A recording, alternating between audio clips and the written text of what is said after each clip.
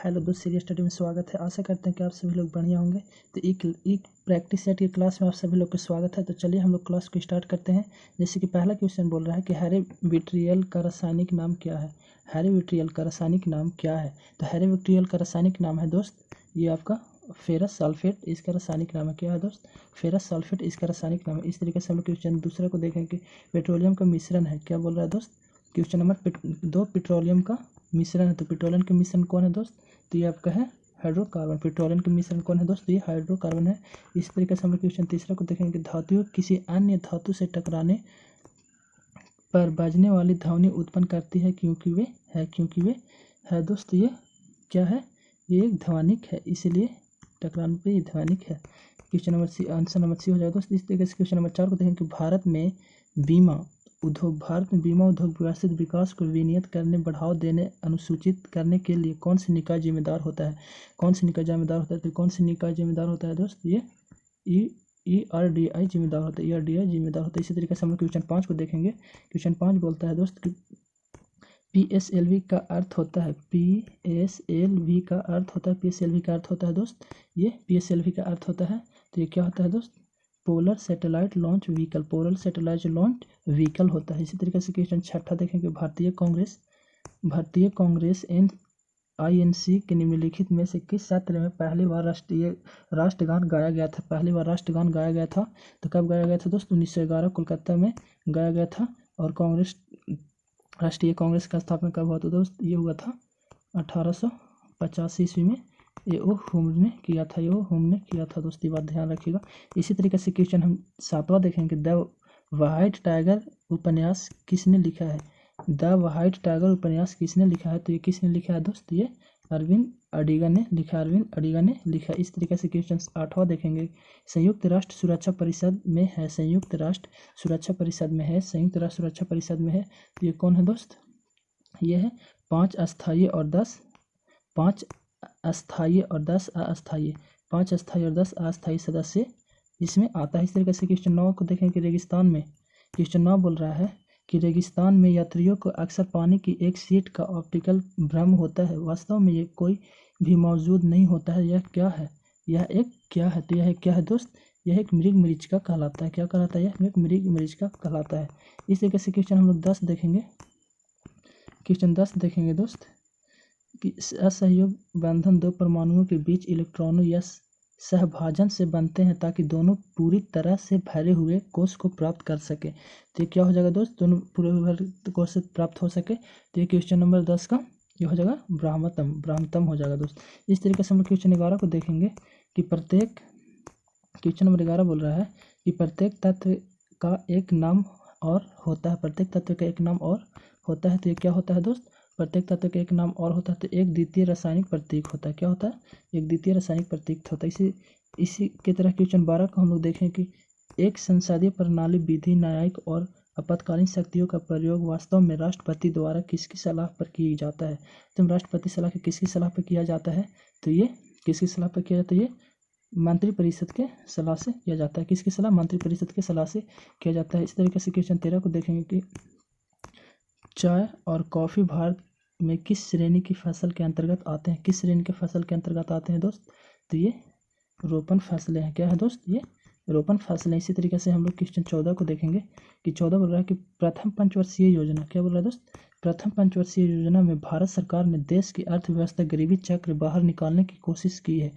तो ये कब चला था दोस्त? ये 51 से 56 तक चला था पंचवर्षीय प्रथम योजना। इसी तरीके से क्वेश्चन 15 को देखेंगे।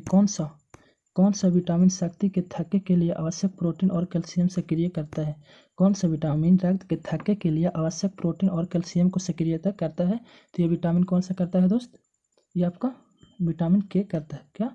विटामिन के करता है। इसी तरीके से हम लोग क्वेश्चन 16 को देखेंगे कि सरकार का वह अंग जो मुख्य रूप से कार्यान्वयन और प्रशासन के कार्यों को देखता है कहलाता है। तो ये क्या कहलाता है दोस्त? ये कार्यपालिका कहलाता है। क्या कहलाता है दोस्त? ये कार्यपालिका कहलाता है।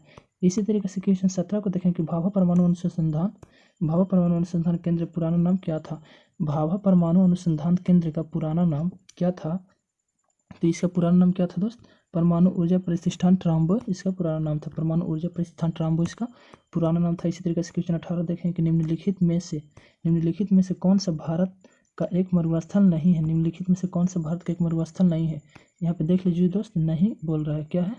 नहीं बोल रहा है। तो हम लोग क्वेश्चन को अच्छा से पढ़ेंगे, लास्ट में भी पढ़ना बहुत जरूरी होता है। तो ये नहीं पूछ रहा है दोस्त, यहाँ पे कौन सा नहीं है।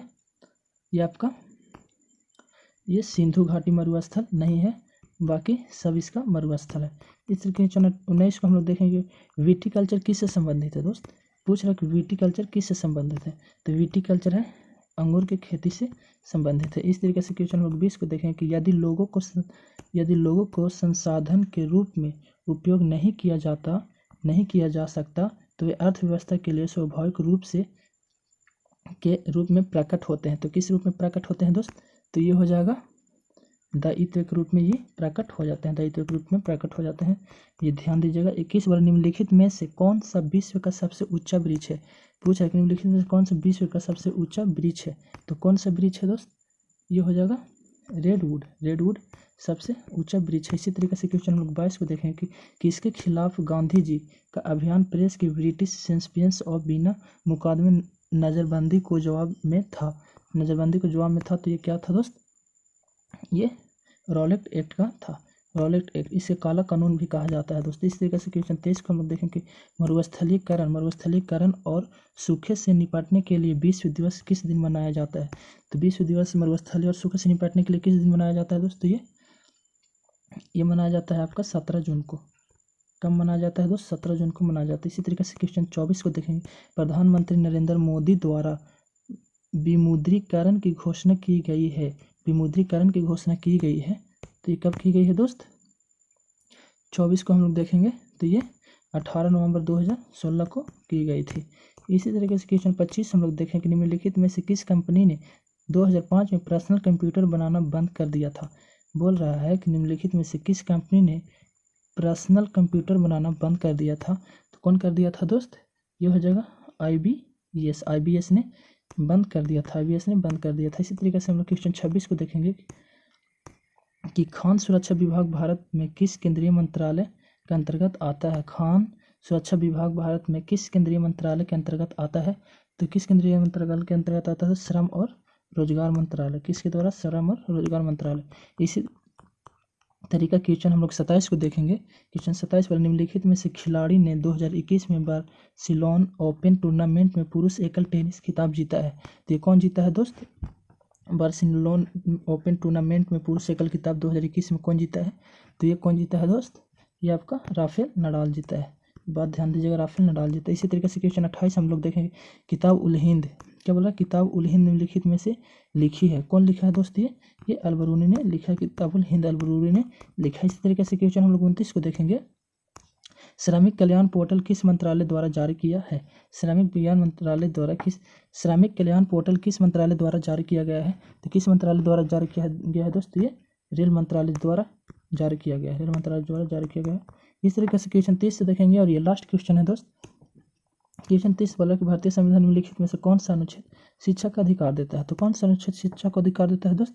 अनुच्छेद 21 का ए देता है। किसका ए देता है दोस्त? यदि आप लोग का क्लास अच्छा लगे तो क्लास को लाइक कर दीजिए। चैनल पर नए हैं दोस्त तो चैनल को सब्सक्राइब कर दीजिए। इसी तरीके से हम आप लोग के वीडियो लाते रहेंगे। जय हिंद, जय भारत।